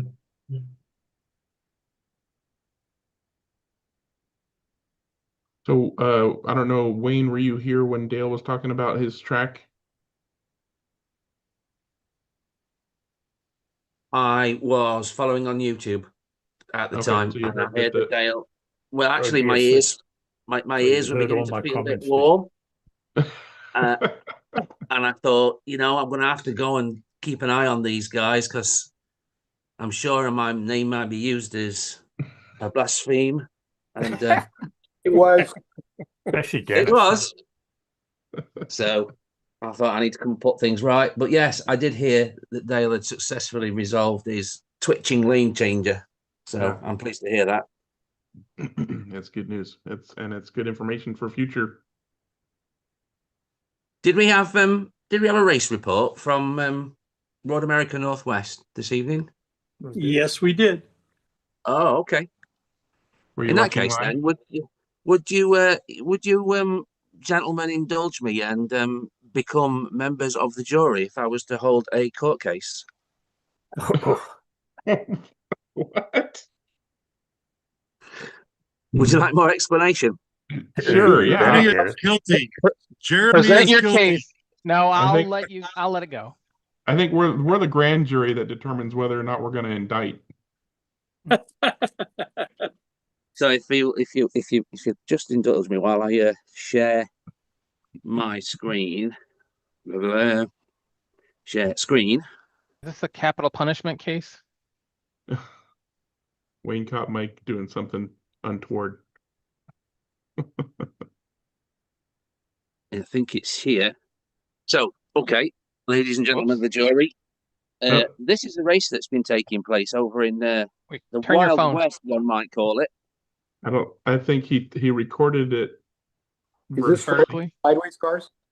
Can you turn your phone sideways? Will it turn the video? Oh, so you need it to turn, do you? So if I do that, is that correct? No, Uh, it was Your filmed orientation vertically. is correct, but the video is still north and Tiny. south. That means Mike filmed it vertically. No, Okay. I might have done that. It was a screen grab from my phone. Oh, okay. Okay. So, what I would like to know is, has anyone noticed any misdemeanors of any nature at this stage in the video? I don't, I'm Yeah. not sure that you've had the opportunity. Besides No. copyright issues? So It's gonna be hard with turning So my head sideways. what I will do then is I will explain. I'll describe a little bit of what you're witnessing. So the racing is taking place. It's obviously this digital race that we hear about quite often, and I think someone's about to make a track call. Oh, they've made the track call. So let's just rewind that. No, I don't need to. Look at the situation here. All the cars are going to the paddock area for some kind of maintenance, and I'm going to take a little look at the status of the race. It's 121, 122 laps or so old, so it's quite close to the end. And what the guilty party is about to do is replace their car about the 7/8 of a lap ahead of where they stopped. What's wrong with that? Well, Whoa, he went all the way to the other side of the track. you spotted it. You've spotted it. So Yeah, he got an extra laugh. that Wow. gentleman, is an object Shiggy. lesson in how to race slot cars in the Wild West. Which one? Wow. Which So, race is? wait a minute. Who did that? You did that. Okay, so here we go. Pretty This sure. is in its purest form, and I'll help you through it a little bit. So I think someone's already called the track call, and Well, if you look, track calls Mike's are on- car is in the pits. Mike's about to leave the pits. There he goes over the line, and that's where the track call happens. He's stopped, and there he goes, reaching for the car. Right there. That Oh yeah, one. I said I didn't think I got my lap because it didn't Okay. show up. Enough. So if you listen very Oh, closely to the oh. audio, Yeah, you're right. It- You're right. someone screwed comes up. back to the track and they say, I can't remember exactly where my car was. I think it was here. Now, does it give him another lap? Yeah. So what The happens right interesting- now is everyone brings their cars back and puts them back where they had stopped, except for this Mike. one. Busted. Except the one thing you're forgetting is that's not where the lap ends. Oh You dear. have it- Where does you the put it lap right in front count? of- There. If you look at it's at the end of the pit lane. So I Yeah, his- didn't get an extra lap. I you may have put penalized myself yourself, did you? back. What's that? So you're a So cheater, you but actually a good cheater. penalized yourself, did you? You're a Yeah, bad I cheater. did penalize myself. Where's the sensor for the lap? It's not by the power The, base right the there? sensor for the oxygen, this was oxygen race. Okay, So stop if you right there. look, Stop the video. Stop the video. Pause. So, pause. Yeah. Okay, so your Yeah. orange car is there on that lane coming towards us. Yeah. Where's the Yep. sensor? that's where the sensor is. The line behind the car. The line behind the car. Okay. Yeah. They basically Ah. So put the car actually, right- Back I put into the myself left. back probably the same amount I needed at the end of the race. So yeah, so you've I actually vote given yourself guilty the and length, I the vote length of this guilty. corner. Okay, so gentlemen of the jury, bear in mind that the witness testimony or the accused testimony states that the lap counting line is in fact behind his car and not ahead of it. Do we find him guilty or not guilty? Of what? I Guilty. still find him what? Yeah. guilty, but the results aren't what he expected. I think. He's Yeah, so guilty we because find he- him 1 penny, right? Yeah. I The think he smallest knew. coin of the realm. I guess the question is, Mike, so you thought maybe you I didn't thought get the maybe I lap. missed the lap, but I forgot where the start finish line was. So I ended up, Even though there's a line literally physically on the track. yep. Man, you're old. It was a busy race, man. And I'm old. What the hell? So you're a bad cheater. Guilty. It would only be cheating if it actually achieved a result. That's true. I guess. Because all I did was handicap myself. No, it's what Greg said. You're a cheater. You're just a bad one. Yeah. I don't think we can find him guilty for having a bad intention if he didn't actually commit the crime. Yeah. No crime was committed in this video. Well, Nice catch, though. I did. Nice Yeah, it was a catch. nice catch because I was one of your 23 viewers that night, Yeah. and you Thank were. you for- It was quite impressive to know there were 23. I don't know who the rest of them are, but yeah, all power to them. I appreciate the fact that people want to come along and watch club level, in fact, home level slot car racing. So Yeah. I had a comment from one of them on one of the videos that since I restarted doing the live stream, that he went, "Oh, that's what that corner looks like," because I always cut out the carousel in favor of the front straight. The carousel is off. If you're from the viewpoint of the video, it's the one to the far left. Yeah. And he hadn't seen that before, and he commented that he wanted to know what that corner looked like. So now he had a full view of the racetrack. So that was kind of. I want to know what the racetrack looks like behind the computer that's on the middle of it. Garth, it's about the racing. It's not about the racetrack look. All we need is a full size circuit with a replica laptop that's been built in the infield. Oh yeah, yeah, yes. Garth printed up a new logo sign for me, including the look at the laptop or something like that in the middle of the track. Apparently, it incenses him so badly. Well, it was a legitimate win for Shiggy. That's smaller. Yeah, it was fun to see at the end when Shiggy raised both hands in the air and he went, "Yes, it was a legitimate win for me." Oh, the reason for that, I don't know if you caught last week that I got beat by Joel. Yeah, after I did. giving myself half the fuel that he had. And I realized after watching the video that I wasn't counting laps after I left the pit. Nobody was. I thought it was just my car, but it wasn't. It was everybody's car. And I didn't realize how long it had been. And it was because somewhere along the line, I unticked the box that says add a lap after the pit stop. So all the time, we weren't getting credited for the pit stops lap. If you look back at them, you can see it happen. I did. I didn't want to go back too far because I went, oh crap. But anyway, now it's fixed. So and if you went through the pits accidentally, which happens periodically because the lane changer in the middle of the straight is close to the pit entrance. So if you punch it too early, you'll end up through the pits, even though you're at full throttle. And then you lose a lap too.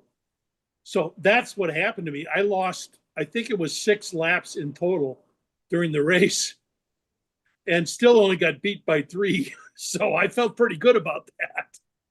What was interesting to note for me, from my perspective, is that you can take all of your lane changes pretty much without having to change the way you drive, which is almost never the case for me, because all the lane changes that we use are in faster sections. Just because the side tracks are bigger, they're always faster.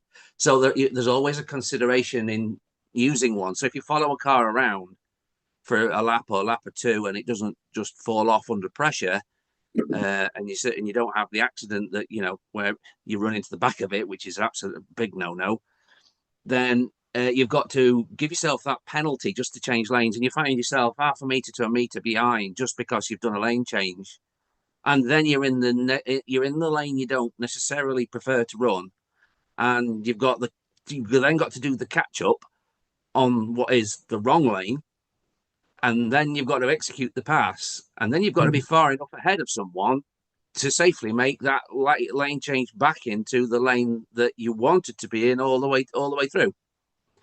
So it makes overtakes multiple laps. I mean, on the bigger tracks and certain circumstances, you can be running side by side for several minutes because we're just not crashing, because that's the way we've got to race. Yeah. I mean, it's not to say that everybody's a lot better than you guys. What it means is that you guys could do it. If you were running digital crash and burn, you'd learn not to crash completely. You know, you'd be like, I'm out if I crash. So, yeah, the number of track calls that take place in that race was another thing that was intriguing to observe, because there just seemed to be so many, despite there only being 3 real drivers. Yeah, well, in all fairness, Ellen is the one who was crashing the most. I mean, we all crashed. Oh yeah, yeah. But Ellen's coming along really well. She's faster than the pace car, and yeah. she's enough to be a threat, if you like. And you know, if she carries on. There's a certain corner that I think she's getting wrong time and time again, and that's the last one onto the straight.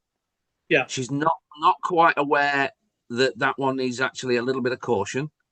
Yep. And then I don't think she's quite found enough aggression between the corners yet. But once she finds the rhythm to be able to punch along some of those straights that you've got, then she'll actually find a little bit more, because then she'll be on the brakes into some of the corners, and that'll help settle things down. And just keep her coming and let her practice. She'll get quite good, I think. Yeah, she's only raced 3 times and no practice other than what we get. I mean, she's phenomenal considering that. I mean, Joel and Joe both had much more experience racing slot cars. She had never raced slot cars before she got there. So for her to be able to do that is amazing. She'll beat Joel already? Oh, I think so, yes. I think she'll do, because Joel is just overcooks it all the time. So, well, you know, yeah, it'll be really interesting to see.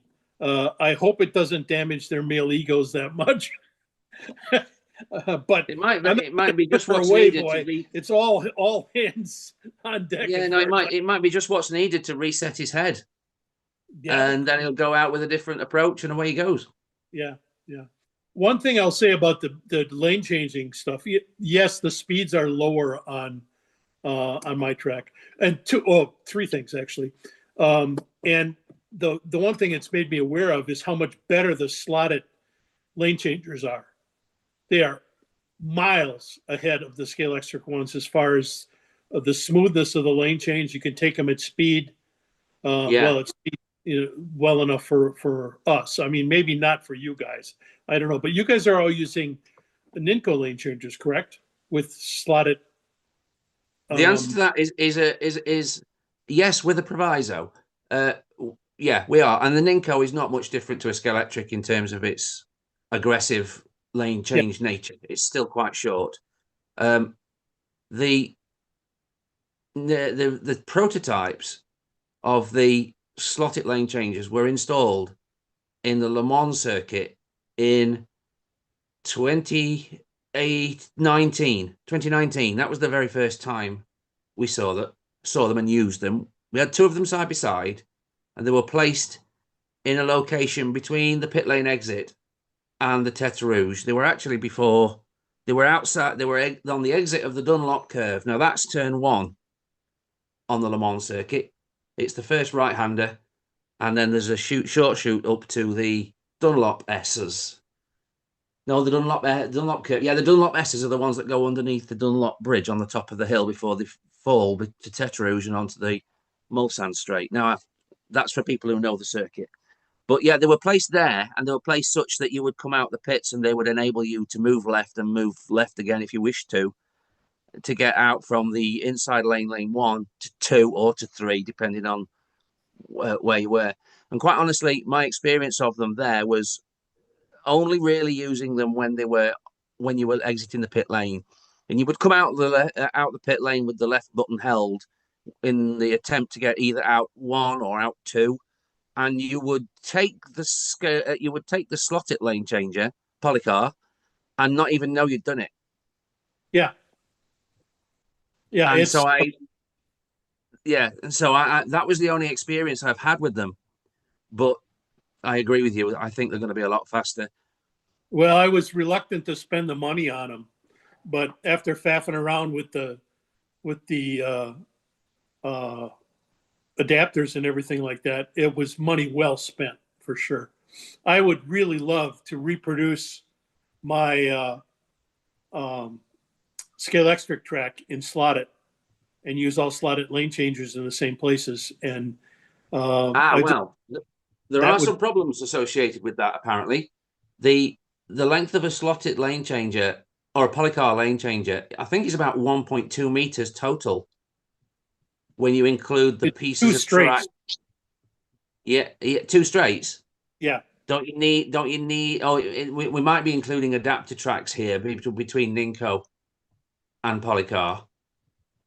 But Yeah. for some reason, I've got it in mind that the sum total of them is 1.2 meters. And if you don't use the whole layout in Polycar, there are certain layouts that we currently have in Ninco where we wouldn't be able to switch the traditional locations into Polycar. I'll measure it. Yeah, if you had an Inco to Polycar adapter at both ends of a Polycar lane changer, it would be pretty long. I can see that being 1.2 meters. Because the Polycar lane changer is 2 full straights to begin with, and then you're adding on half straights, Ninco half straights on both ends. So basically 3 full straights in length. How long's a meter in feet? 3'3". So Yeah. the shit, I forgot number. I want to be sure I'm accurate. In inches, because that's what I have here. The Polycar is 28 inches, and the Scalextric is 20 3/4. So Yeah. there's about 8 inches difference between the lane changers. So not enough to make a difference as far as hooking it up, I think. No, I think the relevant comment there is the addition of Ninco adapters, Ninco to Polycar adapters on each end Right. of them. Yeah. Not so bad Yeah, in the Polycar layout. Yeah, You still need a little bit of still need a little Go. straight before it, like any other lane changer. Yeah. But yeah. All my lane changers have at least a full straight in between. So even if I replace the lane changers with Polycar ones now on my track, on the Scalextric track, I would still be able to put them in the same places as I've got them. Yeah. Without Well, you see, you're not shy about putting them in the middle of straights, are you? You've got your infield straight's got one in the middle, and your main straight's got one in the middle. Yeah. Well, the infield So you- straight's more towards the end of it. Is it? Yeah. Okay. Because it's after the squiggle. S-bend. Yeah. That little squiggle before turn 5, what I consider turn 5. It's a turn 5 on the real track, but the one in the main straight is definitely in the middle, and the reason for that is because I didn't want to. I had to get at least that amount of distance from the pit lane in order to be able to use it. Otherwise, it's so hard to catch it that you'd never be able to use it. Yeah. To go from inside to outside. So that's the reason I put it there. What's the stuff that you've got that runs over your borders and all the way down to your rails on the outside of your outside lane? It's just fiberboard. You're talking about outside the border? No, outside. It looks like to me in the video, it looked like you got something that went over the border, over the outside of the outside lane and all the way down to the rails. Like a... Oh, no, it's painted. It's painted the same color. The track is painted. Oh, the track's painted. Yeah. I've never gotten around to painting the whole track the same color, but... Is that paint any different to the track surface in terms of its grip level? No, not really. I can see that you all dislike your outside lane. Oh, it's 3 feet longer. Yeah, I wasn't certain that was the whole reason, because I thought that when you were out there, the car would slip around quite a bit more. And obviously, if it's not as clean or rubbered in, then then that would be true. But you would move to that lane to get past either a pace car or a slower driver, and you would actually struggle a little for a while, and then you would pick it up. And I just wondered whether it was more slippery out there because of whatever it was that was running from the rails all the way across I don't know if I would call the paint successful or not. I tried a couple of different ones to see, and before I did this one, this is just a cheapo latex. Other people have said to use urethane. I tried the was it Dennis wanted me to use something? What? Yeah. UV UMA. UMA. Yes, I tried that, and it really did not have any grip at all for me on the track. But I don't know if I gave it a fair shake as far as how long I had it on there. So anyway, Sounds that's like what that is. And you're right, it is a little bit slipperier. I would love to be able to get that more, but I think the track is so rubbered in on the inside lane that it's got more grip there. So I maybe have to just spend a lot of time doing laps on the outside lane to try and rubber it in enough that it'll have the grip to get around there. Because as it stands, you can see when somebody's going around the outside, it can be quite a struggle to get around. Yeah, I mean, it works for you guys because there is a difference in the pace of the front runners from the back markers, shall we say, the two front runners and the two back markers. Let's call it that for the moment. If that was a Ninko layout, and I was up against the caliber of drivers that I regularly raced against, it would be somewhere that we would find almost impossible to overtake. I think it would be a single file situation. Really, really difficult to find any way to overtake. Mm-hmm. But it is what it is, and it's actually not that bad to watch, quite honestly. Yeah, there's a compliment for you. Well, thank All you. right, on that note, I'm going to end the live stream until next week. Everybody wave bye. Waving bye-bye. Till next week. Bye-bye. Bye-bye. Bye-bye. Bye-bye. Bye-bye. I'm off. I'm going to have some lunch, something to eat.